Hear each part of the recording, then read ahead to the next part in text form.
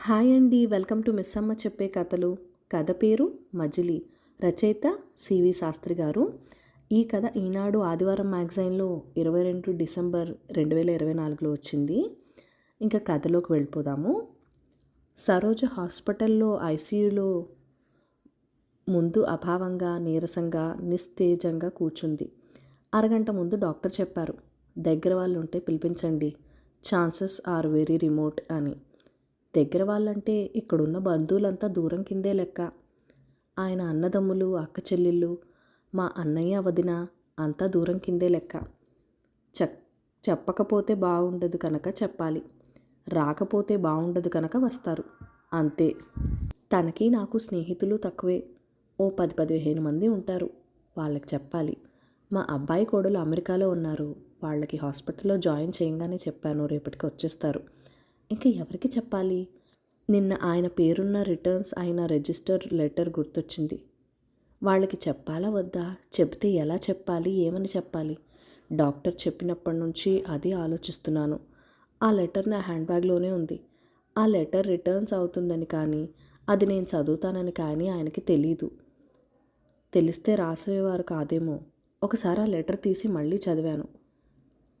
Dear Neeraja, ఎన్నాళ్లగానో దాచిన ఒక రహస్యం నీకు చెప్పాలి. ఎన్నాళ్ల రహస్యం? 15 ఏళ్ల రహస్యం. అనుకోని పరిస్థితిలో నేను నిన్ను పెళ్లి చేసుకున్న నాటి రహస్యం. నేను బిజినెస్ పని మీద ప్రతీ నెల విజయవాడ వచ్చి మన చెన్నై ఆఫీస్ వచ్చేవాడిని. అప్పటికే నాకు పెళ్ళయింది, 15 ఏళ్ల బాబు కూడా. అప్పుడు నీ మీద నాకు ప్రత్యేకమైన అభిమానం కానీ ప్రేమ కానీ ఏమీ లేవు. మన స్టాఫ్ 20 మందిలో నువ్వు కూడా ఒకదానివి, అంతే. కానీ ఆ రోజు నువ్వు దారుణంగా గ్యాంగ్ రేప్కి గురై హాస్పిటల్లో చావు బతుకుల మధ్య కొట్టుమిట్టాడుతున్నప్పుడు, నువ్వు తప్ప మరెవరూ లేని మీ నాన్నగారు కన్నీరు మున్నీరుగా విలపిస్తున్నప్పుడు మొదటిసారిగా నీ పైన సానుభూతి, మీ నాన్నగారి మీద జాలి కలిగి ఆవేశంలో నిన్ను ఓదారుస్తూ అన్నాను, నీకు నేనున్నాను, నిన్ను పెళ్లి చేసుకుంటానని. 2 ప్రాణాలు కాపాడుతున్నాననే భావన తప్ప ఇక్కడ మరో 2 ప్రాణాలకు అన్యాయం చేస్తున్నాననే ఆలోచన ఆ క్షణంలో రాలేదు. అంతా అయ్యాక, నేను చేసిందేమిటో అర్థమయ్యాక ఏం చేయాలో తెలియని పరిస్థితి. సరోజ గురించి నీకు, నీ గురించి సరోజకి చెప్పకుండా ఈ 15 సంవత్సరాలు గడిచిపోయాయి. మా బాబు పెళ్ళై అమెరికా వెళ్ళిపోయాడు. ఇన్నాళ్ల తర్వాత ఇప్పుడు చెప్పడం దేనికి? ఈ ప్రశ్న నాకు నేను కూడా వేసుకున్నాను. మీ ఇద్దరికీ కూడా ఆర్థికంగా ఇబ్బందులు లేవు. ఈ మధ్యన ఎందుకో ఆరోగ్యం తగ్గుతోందని భావన వస్తోంది. నాకేమైనా అయితే నువ్వు పాప ఇబ్బంది పడిపోతారు. సరోజ కూడా ఒంటరిదైపోతుంది. మీ ఇద్దరికీ చెబితే మీరు అర్థం చేసుకోగలిగితే ఒకరికొకరు తోడుండొచ్చు. నువ్వు పిల్లలు కావాలని కోరుకున్నప్పుడు, డాక్టర్ నీకు పిల్లలు పుట్టే అవకాశం లేదన్నప్పుడు, నీ కోసం అనాథాశ్రమానికి వెళ్ళి 3 నెలల పాప లావణ్యను దత్తత చేసుకున్నాం. తనకి ఇప్పటికీ తెలియదు కదా మన సొంత కూతురు కాదని. అది నా జీవితంలో మరో రహస్యం. బహుశా లావణ్యకి ఈ రహస్యం చెప్పాల్సిన అవసరం ఎప్పటికీ రాకపోవచ్చు. ఇప్పుడు ఈ ఉత్తరం గురించి కూడా తనకి చెప్పొద్దు. నాకు ముందే పెళ్ళైందని మాత్రం చెప్పు. నిన్ను పెళ్లి చేసుకున్న పరిస్థితి కానీ, తనని పెంచుకున్న సంగతి కానీ చెప్పొద్దు. తన దృష్టిలో నేను మోసగాడినైనా పర్వాలేదు, కానీ ఈ విషయం తను భరించలేకపోవచ్చు. నీకు ఎదురుగా చెప్పే సాహసం చేయలేకపోయాను. ఫోన్ చేసినా ఇంత క్లియర్గా చెప్పగలిగేవాడిని కాదేమో. నేను 10-15 రోజుల తర్వాత నీ దగ్గరకు వస్తాను. ఈలోపు నీకు ఆలోచించుకునే వ్యవధి ఉంటుందనే ఉద్దేశంతో ఈ ఉత్తరం రాస్తున్నాను. నీ రెస్పాన్స్ని బట్టి సరోజకి ఎలా చెప్పాలో ఆలోచిస్తాను. పరిస్థితుల ప్రభావం తప్ప నిన్ను కానీ సరోజను కానీ మోసం చేయాలనే ఆలోచన నాకు లేదు. పాప జాగ్రత్త. ఇట్లు నీ భాస్కర్. బాగా తలనొప్పిగా ఉంది. బయటకొచ్చి కాఫీ తాగాను. భాస్కర్ కాఫీ బాగా ఇష్టం. పడుకునే ముందు కాఫీ తాగి కానీ నిద్రపోడు. ఎవరింటికైనా వెళ్తే అడగడానికి ఇబ్బంది పడి అలా వాకింగ్కి వెళ్ళొస్తాం అని చెప్పి బయటకొచ్చి కాఫీ తాగేవాళ్ళం. అంత అలవాటు. రోజు మామూలుగా జరిగే ఇలాంటి చిన్న చిన్న విషయాలు ఇకపై ఇలా జ్ఞాపకాలుగా బాధిస్తాయేమో. ఈ జ్ఞాపకాలు ఎన్నాళ్ళు ఉంటాయి? మనం పోయే వరకునే, మర్చిపోయే వరకునా? రాత్రి 10 అయింది. ఆమెకి ఫోన్ చేయాలా వద్దా ఏమీ తెలియడం లేదు. పోనీ రేపు బాబు వచ్చాక మాట్లాడి చేస్తే? ఈ విషయం నేను డిసైడ్ చేసుకోవడమే మంచిది. ఫోన్ చేయకుండా భాస్కర్ సెల్ స్విచ్ ఆఫ్ చేస్తే ఆ విషయం ఆమెకి ఎప్పటికీ తెలీదు.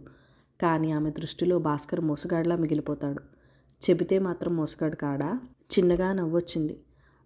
ఎందుకో చెప్పడమే మంచిదనిపించింది. భాస్కర్ ఫోన్ తీసి ఆమె నంబర్ డయల్ చేశాను. డాడీ. లావణ్య. నేను డాడీ స్నేహితురాల్ని మాట్లాడుతున్నా. డాడీ ఎలా ఉన్నారు? బాగున్నారు. అర్జెంట్ మీటింగ్లో ఉన్నారు, మమ్మీతో మాట్లాడాలి. ఓసారి ఫోన్ ఇస్తావా? అమ్మ ఎవరు ఆంటీ నీతో మాట్లాడతారట. హలో నీరజ్ గారు, నమస్తే. ఒకసారి లావణ్య దగ్గర నుంచి బయటకు వస్తారా? మీతో కొంచెం మాట్లాడాలి. లావణ్య చదువుకుంటూ ఉండు, ఇప్పుడే వచ్చేస్తాను లావణ్య. ఫోన్లో మాటలు వినిపిస్తున్నాయి. ఒక నిమిషం తర్వాత, హలో ఎవరు మీరు? ఎక్కడి నుంచి మాట్లాడుతున్నారు? నాతో ఏం మాట్లాడాలి? మీరు అన్ని ప్రశ్నలు ఒకేసారి వేస్తే సమాధానం చెప్పడం కష్టం. నేను వాట్సాప్లో ఒక లెటర్ పంపిస్తాను, చదవండి. ఇక్కడ కూర్చొనే చదవండి. ఒక గంట తర్వాత కాల్ చేస్తాను, అప్పుడు మాట్లాడుకుందాం. భాస్కర్ రాసిన లెటర్ వాట్సాప్లో పంపించాను. కాలం మెల్లగా కదులుతుంది. హాస్పిటల్ నిశ్శబ్దంగా ఉంది. ఉదయం నుంచి ఏమీ తినకపోవడంతో హాస్పిటల్ వాతావరణం అదో రకమైన ఆ వాసన కడుపులో తిప్పుతున్నట్టుగా ఉంది. ఆ నిశ్శబ్దం భయంకరంగా ఉంది. పేషెంట్ భాస్కర్ తాలూకు ఎవరున్నారు అని అడిగితే లోపలికి వెళ్ళాను. భాస్కర్ పడుకుని ఉన్నాడు. ఎవరు స్పెషలిస్ట్ వచ్చారు. సోడియం లెవెల్స్ బాగా పడిపోయాయి. ఆయన మాటలు పూర్తిగా విననే లేదు. ఆర్గన్స్ డొనేట్ చేయడానికి పోయిన తర్వాత ఎంత టైం ఉంటుంది? ఆ టైంలో ఆ ప్రశ్న వేయటం నాకు ఏదోలా అనిపించింది. ఆయన ఒకసారి నా వైపు అభావంగా చూశాడు. నాతో ఏం మాట్లాడలేదు. నర్స్కి ఏదో చెప్పి వెళ్ళిపోయాడు. ఐసీయూలోంచి బయటకు వచ్చాను. నీరజకి ఫోన్ చేశాను. చిన్నగా ఏడుపు వినిపిస్తోంది. నీరజ, ఈ విషయం మనిద్దరం ఎవరికీ చెప్పొద్దు. భాస్కర్ని అందరి ముందు మోసగాడిగా, దోషిగా నిలబెట్టడం అవసరమా? సాధారణంగా మనుషులు బలహీన క్షణంలో ఇలాంటి పొరపాట్లు చేస్తారు. కానీ భాస్కర్ బలమైన క్షణంలో ఆ పొరపాటు చేశాడు. ఇది మనిద్దరి మధ్యనే ఉంచేద్దాం. తప్పదు కనుక లావణ్యకు చెప్పు. చెప్పాలి కనుక మా అబ్బాయికి చెప్తాను. వెంటనే బయలుదేరొచ్చాయి లావణ్యం తీసుకుని. నువ్వు వచ్చే వరకు వెంటిలేటర్లో ఉంచేలా చూస్తాను. ఫోన్ పెట్టేశాను. నాకు ఇంతలా మాట్లాడే ధైర్యం ఎలా వచ్చిందో, బహుశా పరిస్థితులు ఈ ధైర్యాన్ని కల్పిస్తాయేమో. అంతేకాదు, ఇంత తక్కువ సమయంలో అసలు పరిచయం లేని నీరజను మీరు నుంచి నువ్వు అనే చనువు తీసుకోవడం ఆశ్చర్యంగా అనిపించింది. తెల్లవారుజాము 4 అయింది. అమెరికా నుంచి అబ్బాయి కోడలు వచ్చారు. భాస్కర్ పోయిన సంగతి డాక్టర్లు డిక్లేర్ చేశారు. సరోజ రావాల్సిన వాళ్ళంతా వచ్చేసారా? మిగిలిన కార్యక్రమాలను మొదలు పెడదాం, బంధువుల్లో పెద్దాయన అన్నారు. ఎంత విచిత్రం! మనిషిలోంచి గాలిపోతే ఆ శరీరం నిమిషం నిమిషానికి ఎంత బరువైపోతుంది. లేదండి, ఇంకో ముఖ్యమైన వ్యక్తి రావాలి. నీరజ అని నా క్లోజ్ ఫ్రెండ్, మా ఫ్యామిలీ ఫ్రెండ్. ఆమె వచ్చే వరకు వెయిట్ చేద్దాం. 9 గంటలకి నీరజ, లావణ్య వచ్చారు. భర్త శవం పక్కన కూర్చొని తనివి తీరా ఏడ్చే అవకాశం లేని నీరజ, డాడీ అంటూ బోర్న విలిపించే అవకాశం లేని లావణ్య. ఆ పరిస్థితుల్లో వాళ్ళిద్దరినీ చూస్తే జాలేసింది. 10 రోజుల్లో కార్యక్రమాలన్నీ పూర్తయ్యాయి. అబ్బాయికి కోడలికి విషయం చెప్పాను. బంధువులంతా వెళ్ళిపోయారు. నేను, అబ్బాయి, కోడలు, నీరజ, లావణ్య ఉన్నాం. అమ్మా, మేము రేపు బయలుదేరిపోతాం. నువ్వు కూడా వచ్చి కొన్నాళ్ళు మా దగ్గర ఉండొచ్చు కదా.